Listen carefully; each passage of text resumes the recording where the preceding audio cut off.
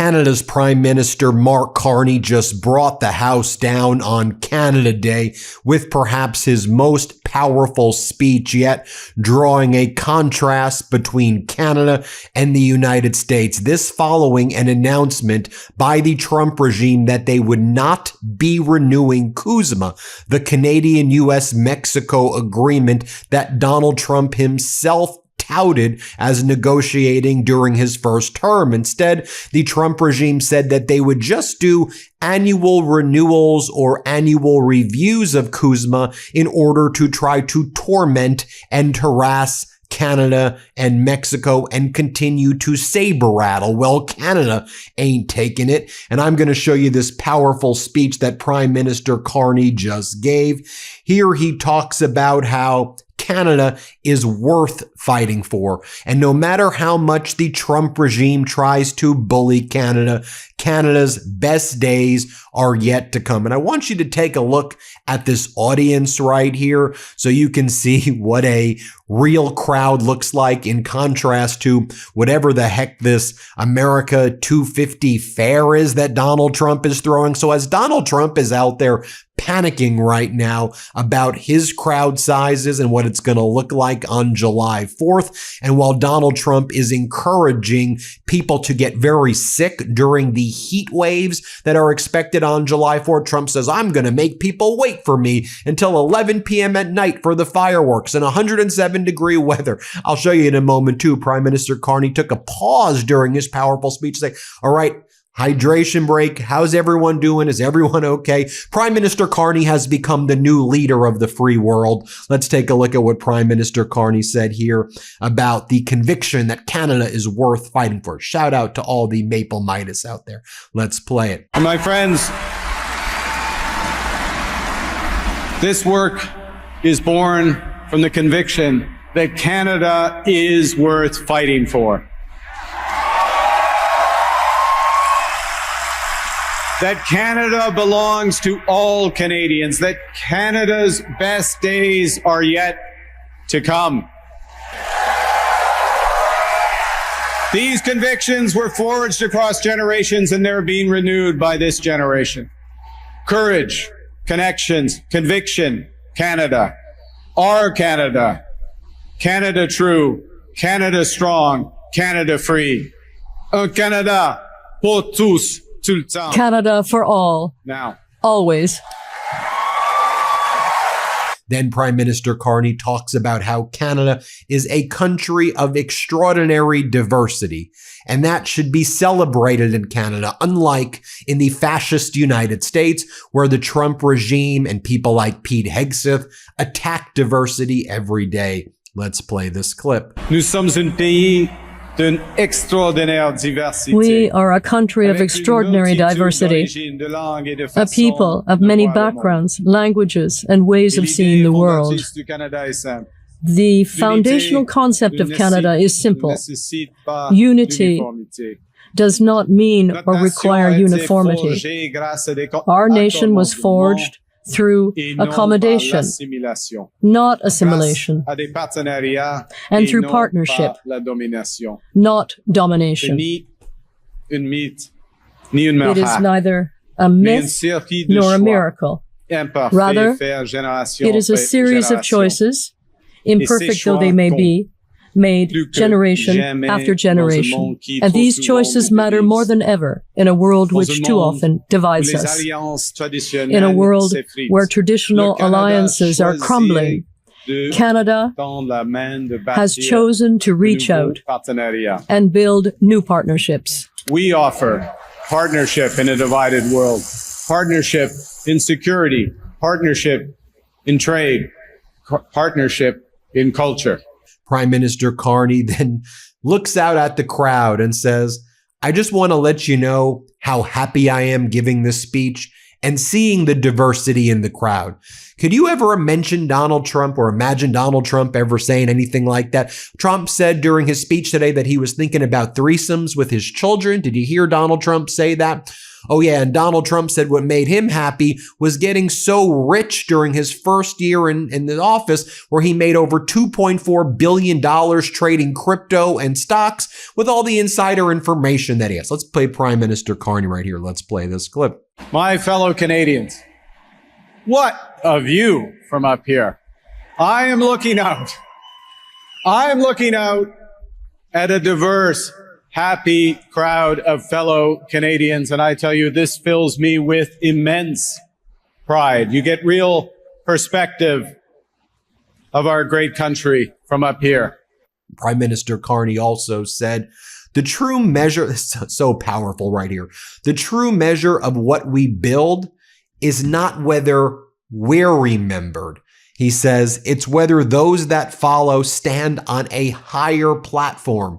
And just think about that in contrast to Donald Trump wanting to put his name and face everywhere, Trump defacing monuments so that it could have his face on it, right? The park pass for our national parks has Trump's face on it. New passports have Trump's face on it. He wants to put his face on a $250 bill. It's embarrassing. Let me show you what Carney had to say about the true measure of success. Let's play it. When I spoke to Colonel Hansen just after his recent road trip, he reminded me of something that his mission commander, Reed Wiseman, had said just before they set out. And the commander said that he hoped one day that their mission would be forgotten, because that would mean that Artemis II was a success. Successful because others would have gone further, because the torch would have been passed and carried forward. You know, it's the right perspective for how we build an even better country, because the true measure of what we build is not whether we're remembered. It's whether those that follow can stand on a higher platform and reach higher than we ever could. That's what we're doing, Canada. Prime Minister Carney says right now, Canadians are aiming high. We're aiming to the moon, and we're aiming for the World Cup victory. Here, play this clip right here. And right now, Canadians are aiming high. We're aiming for the moon as well as the World Cup.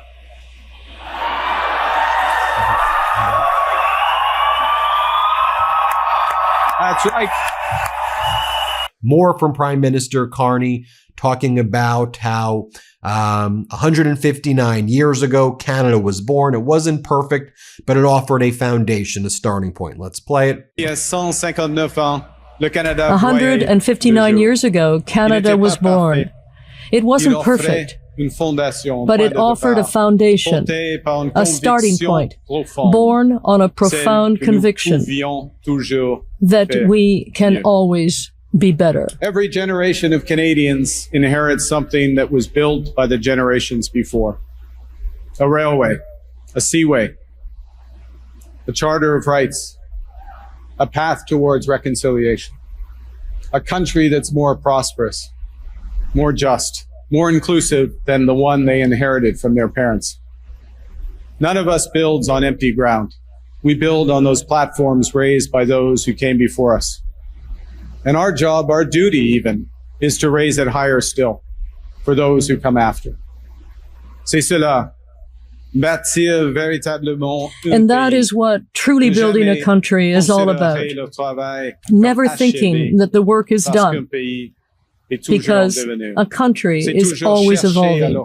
It's about seeking to make it better. And that is the choice that every generation is confronted with. And it's the choice offered to us today. That's why I am so proud to see so many Canadians continuing the work of those who came before them, to act on their convictions and build Canada strong. Then Prime Minister Carney says, all right, we're going to take a hydration break right now. Let's take a hydration break, everybody. Watch this for yourself. Let's play it. Speaking of which, before I introduce Jeremy finally, public service announcement, it is time for a hydration break. It's hot. If you're watching at home, it is hot here. Now, let me just show you the Maple MAGA, what they've been saying in response to that. So you can see like who is their MAGA in Canada. Jamil Javani, very close to J.D. Vance. Pierre Poilievre's right hand, member of parliament, right-wing Maple MAGA guy. And he's like, and why was Carney out there in the Pride Parade taking photos with half-naked men? He should not be, just the divisive hatred. MAGA in Canada. Watch Giovanni for yourself. Play this clip. Yesterday, I heard from many Canadians who had a lot of thoughts and opinions concerning my comments about Mark Carney and the Pride Parade. So let me be very clear. I think it's shameful that we have a prime minister shaking hands with half-naked dudes wearing perverted costumes at a parade. I also think it's especially shameful that there were children present during that spectacle. Now, we should have a prime minister that is trying to solve our country's problems. We should have serious leadership in this country that wants to address the affordability crisis, serious leadership that wants to create economic opportunity, serious leadership that wants to address the trade issues with the United States, which currently puts hundreds of thousands of jobs at risk. But instead of any of that, we have a prime minister who would rather be spending his time shaking hands with half-naked dudes at a parade. That's not the Canada that I grew up in. I think our country deserves better, and I hope you agree with me. And this is what was bugging Giovanni, apparently, that Prime Minister Carney was out there with the people celebrating Pride. Like, this is what these Maple MAGA, just like the MAGA here, get angry about. Let's play this clip right here.